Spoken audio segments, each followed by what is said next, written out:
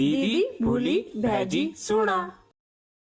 नमस्कार दगड़ियों, मैं नलिनी गोसाई उत्तराखंड की नौनी स्वागत करती हूँ आप सभी का एक बार फिर से अपनी खास सीरीज देवताओं ते नमन में। तो देवताओं ते नमन में आज हम लेके आए हैं शैलेश्वर स्थित धाम में, शैलेश्वर स्थित सिद्धेश्वर धाम में शिव महापुराण का आयोजन हो रहा है। शिव महापुराण कथा जो कि हर 3 साल में आयोजित की जाती है और इसको कराने वाली आयोजन समिति है या गांव के लोग हैं जो भी इसमें सम्मिलित होते हैं, जो भी इसमें सहयोग करते हैं किसी न किसी रूप में, वो लोग आज हमारे साथ हैं। और सबसे बड़ी बात यह है कि गाँव में किसी न किसी रूप में ये लोग जो काम कर रहे हैं, सहयोग कर रहे हैं, तो कहीं ना कहीं जो पलायन का दर झलकता है उसको कहीं ना कहीं कम करते हुए लोग दिखते हैं, क्योंकि इन दिनों गांव में अधिकतर लोग दूर दराज से पहुंचते हैं और इस कथा का, इन आयोजनों का हिस्सा बनते हैं। तो सबसे पहले तो आप सभी का स्वागत है उत्तराखंड की नौनी के इस प्लेटफॉर्म में। और हम जानना चाहेंगे सबसे पहले, सबसे जो बुजुर्ग थे हमारे साथ, जो अध्यक्ष भी रहे हैं समिति में, तो कितने साल पहले इस कथा की शुरुआत हुई, कब से ये हो रहा है, प्लीज बताइए। 1995 से। अच्छा। 95 से मंदिर में मेला शुरू हुआ। कार्यक्रम पहले 1 दिन का होता था, फिर जो है ये 4 दिन का हुआ। बाद में एक बैठक हुई, बैठक में जो है कार्यक्रम सारे इलाके के लोग आए, यहाँ पर बैठक हुई। इसके साथ साथ पुराण भी।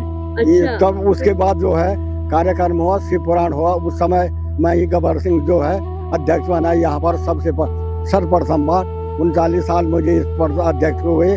अब आज मैंने अपना चार्ज जो है संतोष उपेंद्र सिंह रावत। अभी कितने साल के हैं आप? हाँ? अभी कितने साल के हैं? मैं 98 है। क्या बहुत है, 98 साल के बुजुर्ग भी हमें कथा के बहाने देखने को मिल गए गाँव में। जी जी। और बिल्कुल अच्छी बात है, स्वस्थ है, चलते फिरते हैं ना, बढ़िया। जी। आपका क्या नाम है? उमराव सिंह रावत जी। आप क्या कुछ कहेंगे इस आयोजन के? बस अब हमारे अध्यक्ष साहब से पूछ लीजिए क्या क्या कहना है, क्या क्या नहीं कहना है। और अध्यक्ष जी अभी कौन है? जी अध्यक्ष जी, बहुत बहुत स्वागत है आपका जी। बहुत बहुत धन्यवाद क्या नाम है भी आपका। बताइए। मेरा नाम उपेंद्र रावत है और मैं इस मंदिर समिति, शैलेश्वर मंदिर समिति हुआ, इसके साथ ही साथ ऐतिहासिक सिद्धपीठ शैलेश्वर महादेव धाम सांस्कृतिक एवं पर्यटन विकास मेला का मैं अध्यक्ष हूँ वर्तमान में। और 2024 से मैं इस पद पर हूँ। लोगों का मुझे विश्वास है मुझ पर और मुझे प्यार और उनका सहयोग हमेशा से रहा है। इस कारण से मैं अपना कार्यकाल को बेहतर बनाने के लिए इन सब के सहयोग से और पिछले 2 साल से लगातार काम कर रहा हूं। और जो भी मेरे से हो पड़ेगा मैं अपनी सहमति, अपनी समिति के सहयोग से इसको और आगे अगले स्तर पर ले जाने का प्रयास करूंगा। जैसे कि ये महादेव का धाम है और ये बहुत पुरातन है, आदि गुरु शंकराचार्य के जमाने से है और कोई छोटी मोटी जगह नहीं है। ये आदि केदारेश्वर के नाम से भी जाना जाता है। और एक यहाँ से जो है पहले केदार सेरा भी है यहाँ पे, उसका भी जो है यहाँ से केदारनाथ के लिए यहाँ से अनाज जाता था और उसका प्रसाद तब केदारनाथ में बनता था। तो इतना महत्व है इस महादेव का। तो मेला तो जो है यहाँ पहले से लगता रहा है, ये हमको भी ज्ञात नहीं है कि कब से। ये पहले से 1 दिन का जब शिवरात्रि होती थी तो शिवरात्रि में मेला हमेशा से लगता रहा है। लेकिन इस मेले को हमने व्यापक स्वरूप देने के लिए, जैसा कि हमारे पूर्व अध्यक्ष परम श्रद्धेय श्री गबर सिंह रावत जी ने कहा कि 1995 से हमने इसकी शुरुआत की थी और 96 से ये मेला एक्चुअली उसमें धरातल पे आ पाया।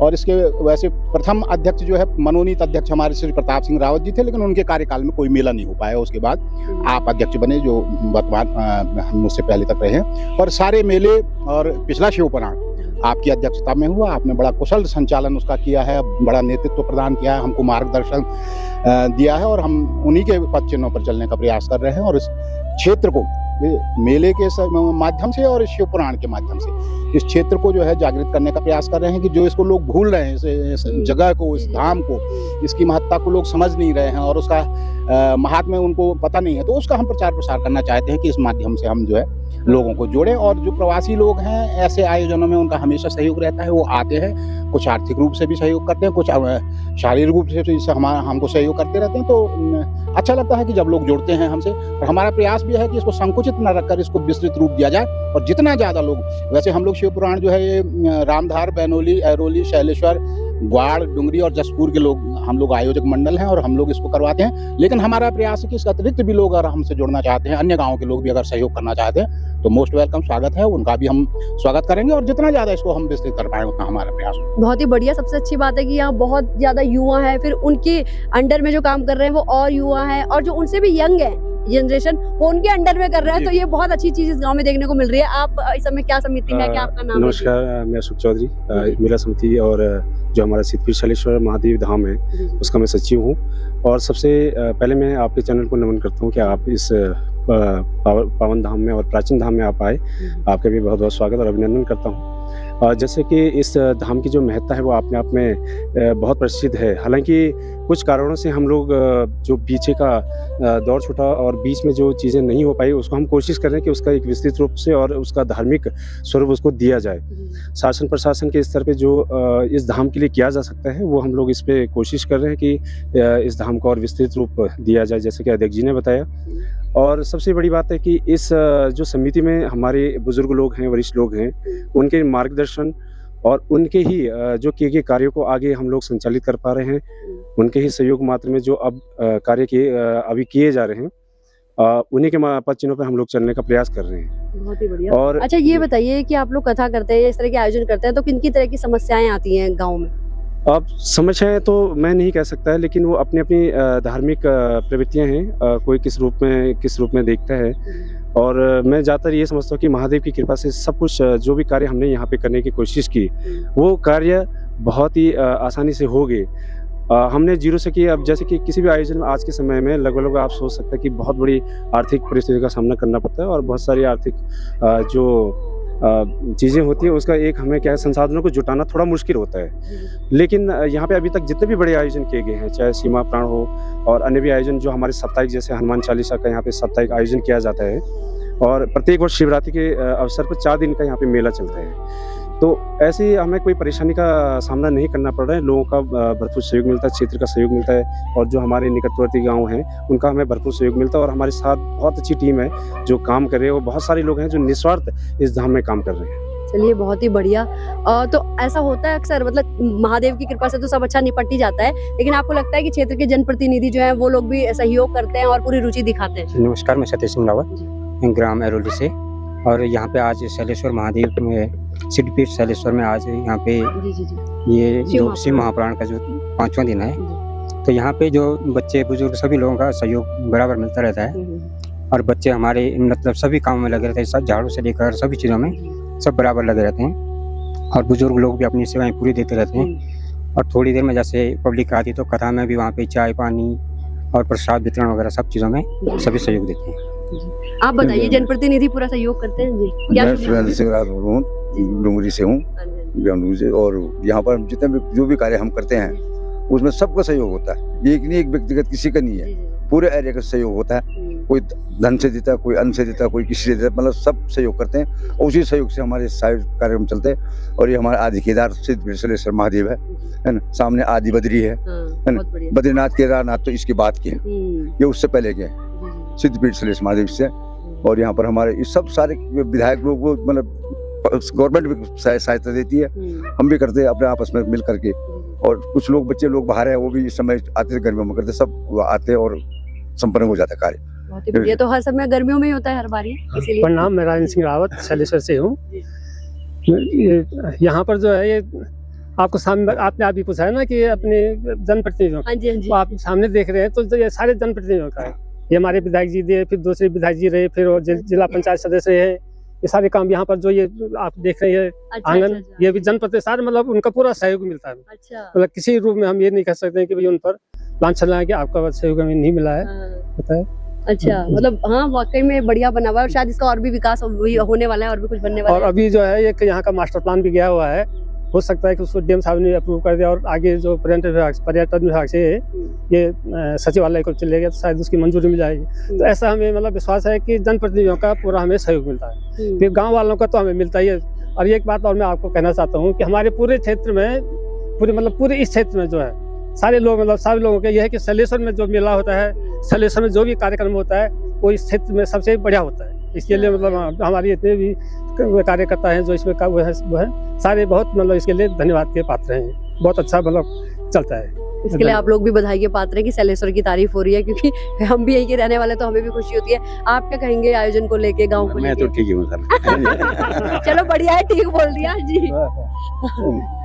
बस भाई हमने क्या कहना मैम, जो सभी ने कह दिया वही हमारे भी है, बस सहयोग सभी कर रहे हैं। जनप्रतिनिधि भी अच्छा काम करते हैं, बस हर एक कोई सहयोग देता है, बाकी सब बढ़िया चलता है। जी जी, आपको लगता है कि बाद में यंग जनरेशन भी ऐसी करती रहेगी? जी हाँ, ये तो हमारी भगवान से प्रार्थना भी है। हाँ, और इस युग में, हाँ। कली काल में हम देख रहे हैं हमारे बच्चों में सद्बुद्धि आ रही है। अच्छा बात। जो हमने वीकली हफ्ते में हनुमान चालीसा का पाठ शुरू किया है, तो सारे बच्चे आ रहे हैं। तो धीरे धीरे हम चाहते हैं बच्चों से बच्चे जुड़े तो काफी बच्चे आप ही देख रहे हैं, सारे बच्चे ही काम कर रहे हैं। और जहाँ मेले का सवाल है, श्री मुकुंद राम महल जी थे और उनके छोटे भाई श्री रामचंद्र महल जी, तो उनसे हम बचपन में आते थे तो सुनते थे। ये मेला तब से स्टार्ट हुआ कि जब से राजा यहाँ से गए चांदपुर गढ़ी से, और चांदपुर गढ़ी के सामने है आदि बद्री, उसने बद्रीनाथ होना था, है ना। तो दंत कथाओं में है कि रात खुल गई थी, भोर हो गए तो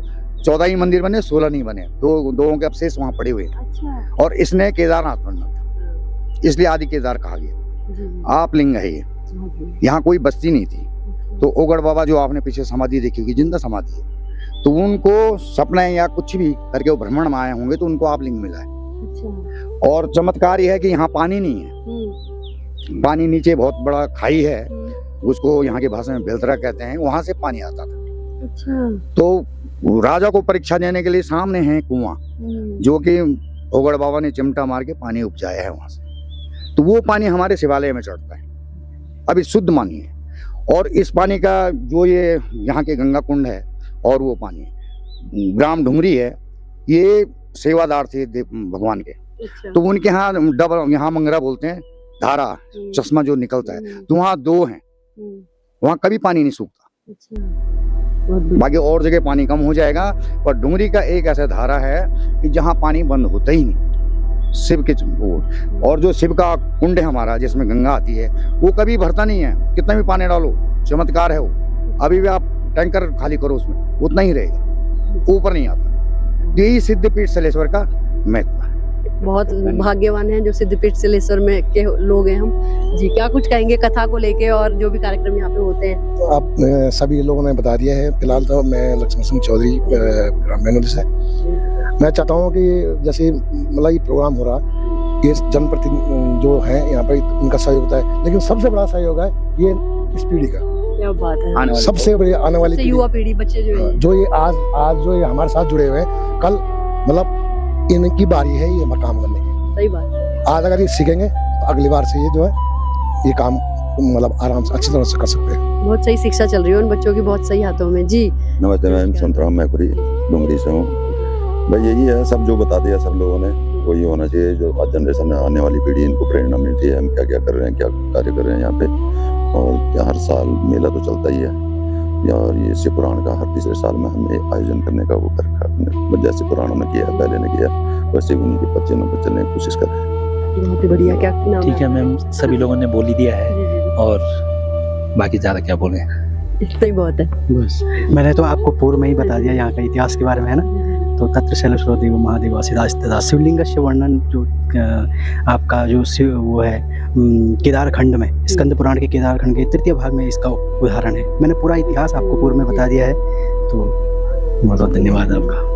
तो ये है शैलेश्वर क्या, बैनोली क्या और डुंगरी क्या, मतलब सारी इन्होंने बता दिया कि सभी गांव जो है इसमें सम्मिलित होते हैं और सभी लोग मिलके कथा और ये आयोजन कराते हैं। शिव महापुराण से लेके जो मेला यहाँ पे आयोजित होता है, और गांव का अच्छा विकास भी हो रहा है, जनप्रतिनिधि भी इन्हें सहयोग कर रहे हैं, इनकी कोई शिकायत भी नहीं है। तो बहुत ही बढ़िया आयोजन, भगवान करे कि ये जो है ऐसी होता रहे और इसी तरह से हम लोग और सभी लोग इसमें जो है आते हैं, सम्मिलित होते हैं। इन्होंने बताया विदेशों से भी NRI जो है प्रवासी हैं, प्रवासी उत्तराखंडी भी सहयोग करते हैं। तो आप लोग इसी तरह सहयोग करते रहिए और चमकाते रहिए इस आयोजन को और इस ग्राम सभा के लोगों को। तो उत्तराखंड की नॉलेज से जुड़ने के लिए आप सभी का बहुत बहुत धन्यवाद। बहुत धन्यवाद, बहुत धन्यवाद, धन्यवाद।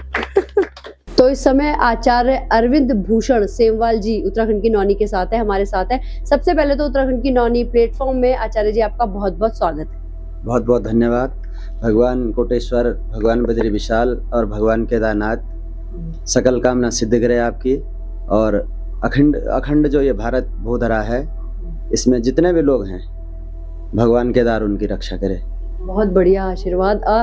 इन दिनों शैलेश्वर में जो है शिव महापुराण कथा का आयोजन हो रहा है शैलेश्वर महादेव में, तो हम जानना चाहेंगे कि क्या कुछ खास हो रहा है। और आप तो कई तरह की कथा कर चुके हैं, काफी कुछ हम सुन चुके हैं, उनके बारे में भी आप थोड़ा विस्तार से जानकारी दीजिए आचार्य जी प्लीज। सदास्ति कृष्ण परिपूर्ण देवो राधे सदातम परिपूर्ण देवी, श्री कृष्ण चंद्रा कृत नित्य लीलो लीलावतीतम कृत नित्य लीला।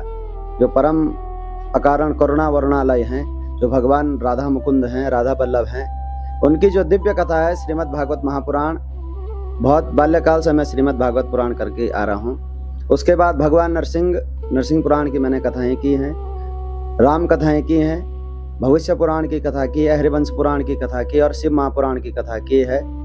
उसके साथ साथ अन्य जो कथाएं होती हैं हम करते रहते हैं, क्योंकि पुराणों के वक्ता हैं तो किसी भी पुराण पे प्रवचन कर सकते हैं।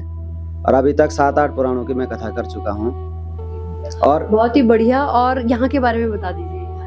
तत्र शैलेश्वरलिंग भुक्ति मुक्ति प्रदायकम तत्र मुक्ता पुरा विप्रह। जो ये शैलेश्वर शिवलिंग है ये आप लिंग है, और ये केवल मुक्ति को देने वाला नहीं है, ये भुक्ति और मुक्ति, मतलब जो इसकी पूजा करता है, अर्चना करता है, वंदना करता है, वो राजसी ठाट में रहता है। उसको दुनिया के जितने भी ऐश्वर्य हैं भगवान उसको देने वाले हैं, और अंत में भगवान अपने शिव धाम में उसको ले जाएंगे। क्योंकि यहाँ पे आके मैंने उनसे जब प्रार्थना जो प्रार्थना की वो पूरी कर रहे हैं। तो प्रत्यक्ष 4 दिन की कथा के बाद मुझे लग गया है जो ये आप लिंग है, इसके दर्शन मात्र से इससे पूर्व भी जो मेरे से कमियां रह गई होंगी वो सब समाप्त हो चुकी हैं। क्योंकि कथा के पाठ में विसर्ग बिंदु अक्षर कई चीज छोड़ जाते हैं।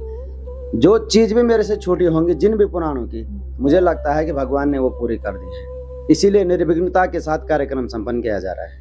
बहुत बढ़िया, बहुत सुंदर। तो आपको आनंद आ रहा है? यहाँ पे जो भक्तजन है या जो गांव के लोग हैं पूरी रुचि के साथ आ रहे हैं, आनंद ले रहे हैं? बहुत मन से वो लोग काम कर रहे हैं। और यहाँ पे मुझे एक नई चीज देखने को मिल रही है कि नौजवान हर जगह काम करते हैं, लेकिन यहाँ पे वृद्ध लोग काम कर रहे हैं, और उनके डायरेक्शन में ही, उनके दिशा निर्देशन में ही युवा काम कर रहे हैं। ये बहुत बड़ी सीखने की हमें जो ये हम यहाँ इन लोगों से ये सीख रहे हैं। मातृशक्ति स्वागत के लिए आई हैं, मातृशक्ति कथा श्रवण के लिए आ रही हैं, लेकिन वायोवृद्ध जो लोग हैं, मतलब 100 से पार जो लोग हैं, वो सुबह के भंवर काल में 5 बजे से और रात्रि के 7, 8, 9, 10 बजे तक यहाँ पे हैं, और व्रत में हैं, नंगे पाँव में हैं, कोपिन है। वो कोपिन बनता खल भाग्यवंता, वो बड़ा भाग्यवान होता है जो कोपिन होता है, अनसिला कपड़ा जो पहनता है वो भाग्यवान होता है। तो ये लोग इस प्रकार से रह रहे हैं, और श्रद्धा और भक्ति कूट कूट के इनके मनों में भरी हुई है। इनके हृदय में भगवान शिव का ऐसा वास है कि वो न ठंड उनको लग रही है न गर्म उनको लग रहा है, वो शिवमय हो चुके हैं। बहुत बहुत बढ़िया, बहुत बहुत धन्यवाद आपका आचार्य जी, उत्तराखंड की नौनी के साथ जुड़े और इतनी सुंदर बातचीत करी। और जो कथा आप कर रहे हैं वाकई में उसका श्रवण हम लोग भी कर रहे हैं। कल हम पहुंचे तो कथा चल रही थी और बहुत ही आनंदित करने वाली है। तो बहुत बहुत धन्यवाद आपका, आप हमारे शैलेश्वर गाँव में आए और आपने कृतार्थ किया कथा करके। बहुत बहुत धन्यवाद एक बार में फिर वो आप लोगों के इस चैनल को भी, और जितने भी लोग इसको सुन रहे हैं सबसे मैं एक प्रार्थना करना चाहूँगा कि सबसे पहले तो आपको बहुत बहुत धन्यवाद है, आप हमारे पास आए। उसके बाद जो हमारे सीमाओं पे जो हमारे फौजी लोग हैं, हम अपने व्रत और त्योहार को मनाते हैं, लेकिन वो हमारी रक्षा के लिए हमारे सीमाओं पे रहते हैं। हमारे डॉक्टर लोग हैं, हमारे अध्यापक लोग हैं, उनमें भी सबसे बड़े जो हमारे फौजी लोग हैं, उनके लिए अगर हर व्यक्ति अपने घर में एक दीपक जलाए, अगर दीपक नहीं जला सकते हैं तो जिस भी भगवान के पास जाएं उनके लिए प्रार्थना करें कि वो जितने भी फौजी लोग हैं वो हमारे सीमाओं पे सुरक्षित रहें, और जो वहाँ से सेवा दे के आए हैं वो अपने घरों में ठीक रहें। इस प्रकार की कामना मैं महादेव भगवान शैलेश्वर महादेव से करता हूँ। बहुत बहुत धन्यवाद। बहुत ही सुंदर कामना, बहुत ही सुंदर संदेश। धन्यवाद आचार्य। बहुत बहुत धन्यवाद। राधे राधे। ओम नमः शिवाय। शैलेश्वर महादेव की जय। शैलेश्वर महादेव की जय।